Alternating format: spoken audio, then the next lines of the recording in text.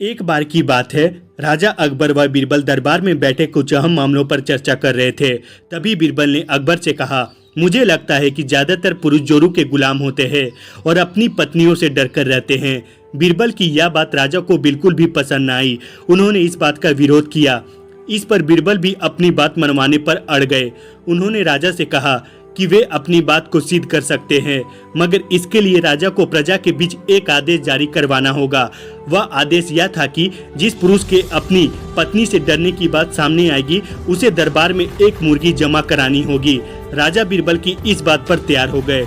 अगले ही दिन प्रजा के बीच आदेश कराया गया कि अगर यह बात सिद्ध हो जाती है कि कोई पुरुष अपनी पत्नी से डरता है, तो उसे दरबार में आकर बीरबल के पास एक मुर्गी जमा करानी होगी। फिर क्या था, देखते ही देखते बीरबल के पास ढेरों मुर्गियां इकट्ठा हो गई और सैकड़ों मुर्गियां महल के बगीचे में घूमने लगी। अब बीरबल राजा के पास पहुंचे और बोले, महाराज, महल में इतनी मुर्गियां इकट्ठा हो गई है कि आप एक मुर्गी खाना खोल सकते हैं, इसलिए अब आप इस आदेश को वापस ले सकते हैं। मगर महाराज ने इस बात को गंभीरता से नहीं लिया और महल में मुर्गियों की संख्या धीरे धीरे और भी ज्यादा बढ़ने लगी। इतनी अधिक मुर्गियां महल में जमा हो जाने के बाद भी जब राजा अकबर बीरबल की बात से सहमत नहीं हुए, तो बीरबल ने अपनी बात सिद्ध करने के लिए एक नया उपाय निकाला। एक दिन बीरबल राजा के पास गए और बोले, महाराज, मैंने सुना है कि पड़ोस के राज्य में एक बहुत सी खूबसूरत राजकुमारी रहती है। अगर आप चाहे तो क्या मैं आपका रिश्ता वहां पक्का कराऊं?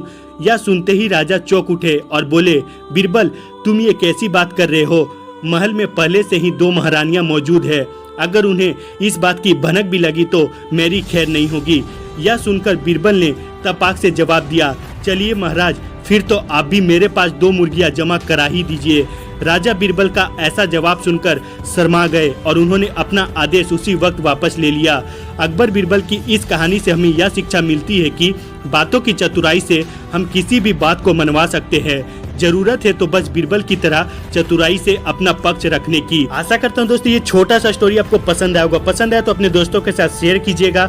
अगर आप चैनल पे नहीं आए तो प्लीज चैनल को सब्सक्राइब कीजिएगा। मिलते हैं ऐसे और इंटरेस्टिंग वीडियो के साथ, तब तक के लिए जय हिंद, जय भारत, वंदे मातरम।